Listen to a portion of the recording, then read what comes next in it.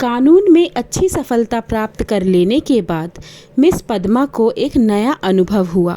वह था जीवन का सूनापन।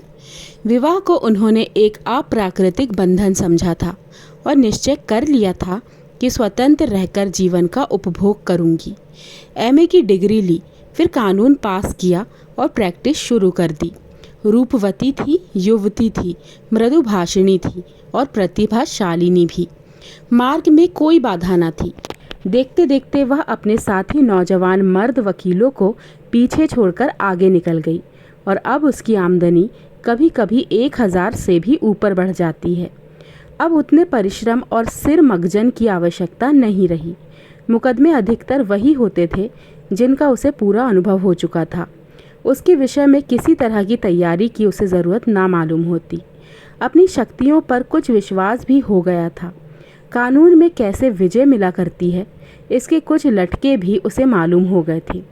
इसलिए उसे अब बहुत अवकाश मिलता था और इसे वह किस्से कहानियाँ पढ़ने में, सैर करने में, सिनेमा देखने, मिलने मिलाने में खर्च करती थी। जीवन को सुखी बनाने के लिए किसी व्यसन की ज़रूरत को वह खूब समझती थी। उसने फूल और पौधे लगाने का व्यसन पाल लिया था। तरह तरह के बीज और पौधे मंगाती और उन्हें उगते बढ़ते फलते फूलते देखकर खुश होती। मगर जीवन में सूनेपन का अनुभव होता रहता था। यह बात ना थी कि उसे पुरुषों से विरक्ति हो, नहीं, उसके प्रेमियों की कोई कमी भी ना थी। अगर उसके पास केवल रूप और यौवन होता तो भी उपासकों का अभाव न रहता, मगर यहाँ तो रूप और यौवन के साथ धन भी था। फिर रसिक वृंदे क्यों चूक जाते। पद्मा को विलास से घृणा थी नहीं, घृणा थी पराधीनता से, विवाह को जीवन का व्यवसाय बनाने से। जब स्वतंत्र रहकर भोग विलास का आनंद उठाया जा सकता है तो फिर क्यों न उड़ाया जाए। भोग में उसे कोई नैतिक बाधा ना थी। इसे केवल देह की एक भूख समझती थी। इस भूख को किसी साफ सुथरी दुकान से भी शांत किया जा सकता है और पद्मा को साफ सुथरी दुकान की हमेशा तलाश रहती थी। ग्राहक दुकान में वही चीज़ लेता है जो उसे पसंद आती है। पद्मा भी वही चीज़ चाहती थी जो उसके दर्जनों आशिक थे। कई वकील, कई प्रोफेसर, कई डॉक्टर, कई रईस, मगर ये सब के सब अय्याश थे, बेफिक्र, केवल भौरे की तरह रस लेकर उड़ जाने वाले। ऐसा एक भी ना था जिस पर वह विश्वास कर सकती। अब उसे मालूम हुआ कि उसका मन केवल भोग नहीं चाहता, कुछ और भी चाहता है। वह चीज़ क्या थी? पूरा आत्मसमर्पण, और यह उसे ना मिलता था। उसके प्रेमियों में एक मिस्टर प्रसाद था, बड़ा ही रूपवान और धुरंधर विद्वान, एक कॉलेज में प्रोफेसर था। वह भी मुक्त भोग का आदर्श का उपासक था और पद्मा उस पर फिदा थी, चाहती थी उसे बांध कर रखे, संपूर्णता अपना बना ले, लेकिन प्रसाद चंगुल में ना आता था। संध्या हो गई थी। पद्मा सैर करने जा ही रही थी कि प्रसाद आ गए। सैर करना मुलतवी हो गया। बातचीत में सैर से कहीं ज़्यादा आनंद था और पद्मा आज प्रशांत से कुछ दिल की बात कहने चाहती थी। कई दिन के सोच विचार के बाद उसने कह डालने का निश्चय किया। उसने प्रसाद की नशीली आंखों से आंखें मिलाकर कहा, तुम यहीं मेरे बंगले में आकर क्यों नहीं रहते? प्रसाद ने कुटिल विनोद के साथ कहा, नतीजा यह होगा कि 2-4 महीने में यह मुलाकात बंद हो जाएगी। मेरी समझ में नहीं आया, तुम्हारा आशय क्या है? आशय वही है जो मैं कह रहा हूँ। आखिर क्यों? मैं अपनी स्वाधीनता ना खोना चाहूँगा, तुम अपनी स्वतंत्रता ना खोना चाहोगी। तुम्हारे पास तुम्हारे आशिक आएंगे, मुझे जलन होगी। मेरे पास मेरी प्रेमिकाएं आएंगी, तुम्हें जलन होगी।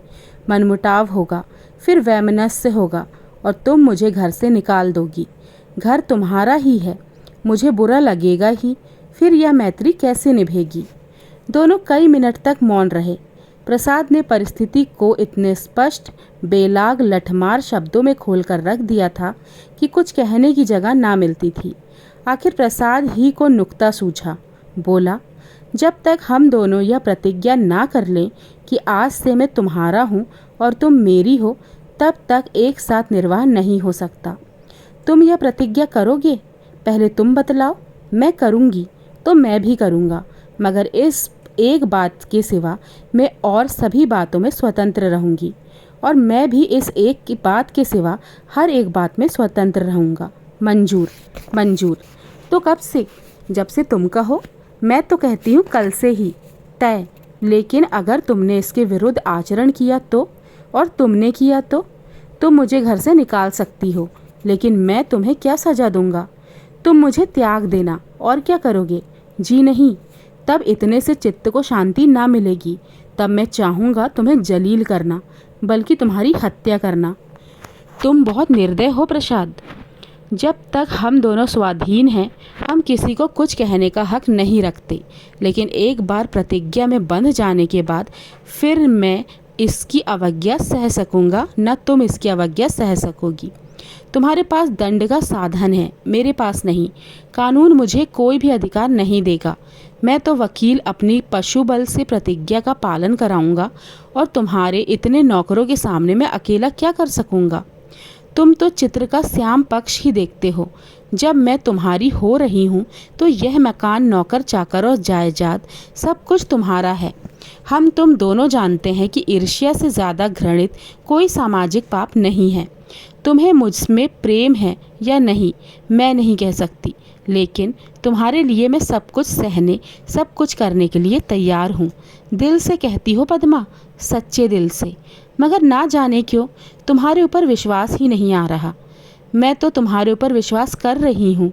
यह समझ लो, मैं मेहमान बनकर तुम्हारे घर में ना रहूँगा, स्वामी बनकर रहूँगा। तुम घर के स्वामी ही नहीं, मेरे स्वामी बनकर रहोगे। मैं तुम्हारी स्वामिनी बनकर रहूँगी। प्रोफेसर प्रसाद और मिस पद्मा दोनों साथ रहते हैं और प्रसन्न हैं। दोनों ही ने जीवन का जो आदर्श मन में स्थिर कर लिया था वह सत्य बन गया। प्रसाद को केवल 200 रुपये वेतन मिलता है, मगर अब वह अपनी आमदनी का दुगना भी खर्च कर दे तो परवाह नहीं। पहले वह कभी कभी शराब पीता था, अब रात दिन शराब में मस्त रहता है। अब उसके लिए अलग अपनी कार है, अलग नौकर हैं, तरह तरह की बहुमूल्य चीज़ें मंगवाता रहता है, और पद्मा बड़े हर्ष से उसकी सारी फिजूल खर्चियाँ बर्दाश्त करती है। नहीं बर्दाश्त करने का प्रश्न नहीं। वह खुद उसे अच्छे से अच्छे सूट पहनाकर, अच्छे से अच्छे ठाठ में रखकर प्रसन्न होती है। जैसी घड़ी इस वक्त प्रसाद के पास है, शहर के बड़े बड़े रईस के पास ना होगी। और पद्मा जितना ही उससे दबती है, प्रसाद उतना ही उसे दबाता है। कभी कभी उसे नागवार भी लगता है, पर किसी अज्ञात कारण से अपने को उसके वश में पाती है। प्रसाद को जरा भी उदास या चिंतित देखकर उसका मन चंचल हो जाता है। उस पर आवाज़ें कसी जाती हैं, फप्तियाँ चुस्त की जाती हैं। जो उसके पुराने प्रेमी हैं वे उसे जलाने और कुढ़ाने का प्रयास भी करते हैं, पर वह प्रसाद के पास आते ही सब कुछ भूल जाती है। प्रसाद ने उस पर पूरा आधिपत्य पा लिया है, और उसे इसका ज्ञान पद्मा को उसने बारीक आंखों से पढ़ा है, और उसका शासन अच्छी तरह पा गया है। मगर जैसे राजनीति के क्षेत्र में अधिकार दुरुपयोग की ओर जाता है, उसी तरह प्रेम के क्षेत्र में भी वह दुरुपयोग की ओर ही जाता है, और जो कमज़ोर है उसे तावान देना पड़ता है। आत्मभानी पद्मा अब प्रसाद की लौड़ी थी, और प्रसाद उसकी दुर्बलता का फ़ायदा उठाने से क्यों चूकता। उसने कील की पतली नोक चुभा ली थी, और बड़ी कुशलता से उत्तरोत्तर उसे अंदर ठोकता जाता था। यहाँ तक कि उसने रात को देर से आना शुरू किया।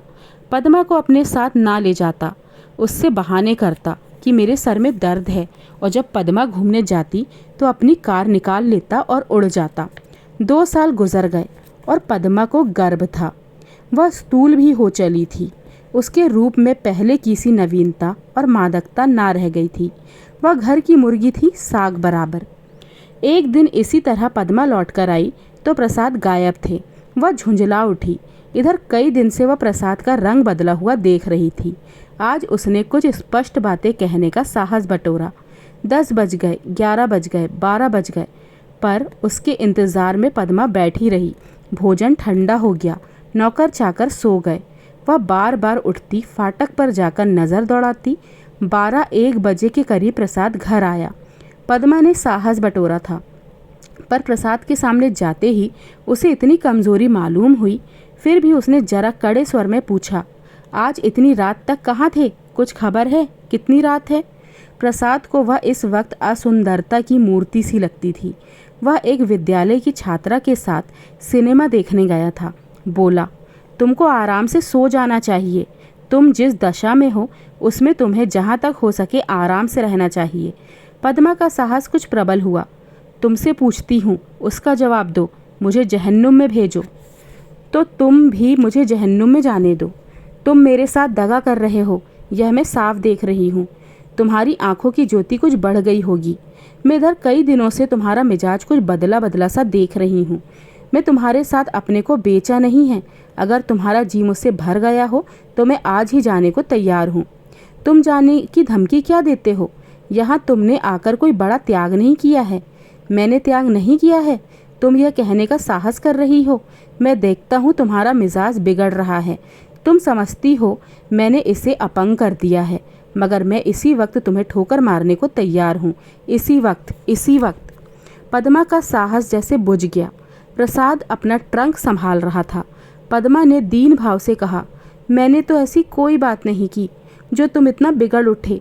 मैं तो केवल तुमसे पूछ रही थी, कहाँ थे? क्या मुझे इतना भी अधिकार नहीं देना चाहते?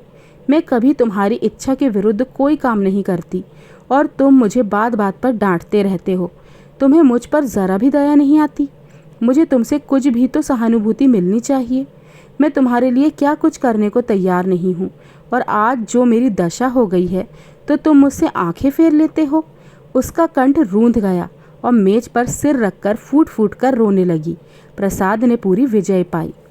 पद्मा के लिए मातृत्व अब बड़ा ही अप्रिय प्रसंग था।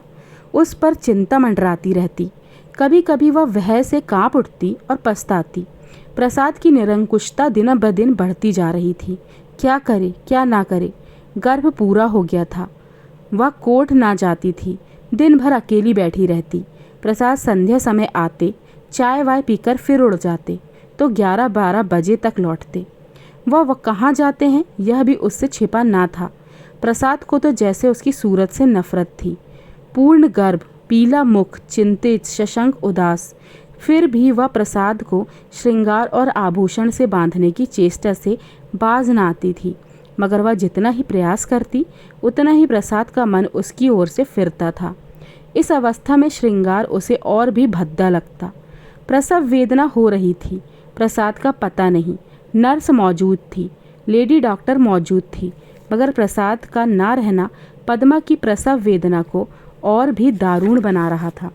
बालक को गोद में देखकर उसका कलेजा फूल उठा, मगर फिर प्रसाद को सामने ना पाकर उसने बालक की ओर से मुंह फेर लिया। मीठे फल में जैसे कीड़े पड़ गए हों। 5 दिन सौर ग्रह में काटने के बाद जैसे पद्मा जेल खाने से निकली, नंगी तलवार बनी हुई माता बनकर वह अपने में एक अद्भुत शक्ति का अनुभव कर रही थी। उसने चपरासी को चेक देकर बैंक भेजा। प्रसव संबंधी कई बिल अदा करने थे। चपरासी खाली हाथ लौट आया। पद्मा ने पूछा, रुपए? बैंक बाबू ने कहा रुपए प्रसाद बाबू निकाल ले गए। पद्मा को गोली लग गई। 20,000 रुपये प्राणों की तरह संचित कर रखे थे इसी शिशु के लिए। हाय! सौर से निकलने पर मालूम हुआ प्रसाद विद्यालय की एक बालिका को लेकर इंग्लैंड की सैर करने चले गए हैं। झल्लाई हुआ घर में आई, प्रसाद की तस्वीर उठाकर जमीन पर पटक दी और उसे पैरों से कुचलता उसका जितना भी सामान था उसे जमा करके दिया सलाई लगा दी और उसके नाम पर थूक दिया। 1 महीना बीत गया था। पद्मा अपने बंगले के फाटक पर शिशु को गोद में लिए खड़ी थी। उसका क्रोध अब शोकमय निराशा बन चुका था। बालक पर कभी दया आती, कभी प्यार आता, कभी घृणा होती। उसने सड़क पर देखा एक यूरोपियन लेडी अपने पति के साथ अपने बालक को गाड़ी में बिठाए लिए चली जा रही है। उसने हसरत भरी आंखों से एक खुशनसीब जोड़े को देखा और उसकी आंखें सजल हो गई। तो दोस्तों ये थी मुंशी प्रेमचंद जी की कहानी मिस पद्मा। और दोस्तों ये तो बहुत ही बोल्ड कहानी थी।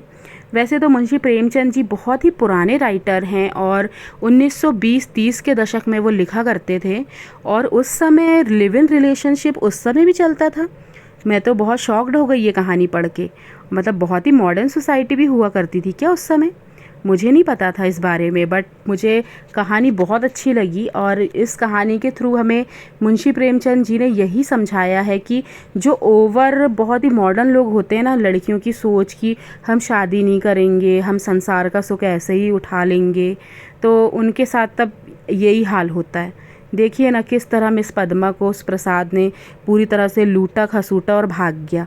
तो बहुत ही इंटरेस्टिंग कहानी थी, सबक भी था इसमें कि ऐसे इस तरह के रिलेशनशिप में नहीं जाना चाहिए, लड़कियों को बहुत ही होशियारी के साथ काम लेना चाहिए।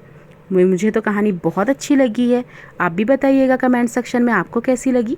फिर मिलूँगी आपसे अपनी अगली कहानी में, तब तक के लिए नमस्कार।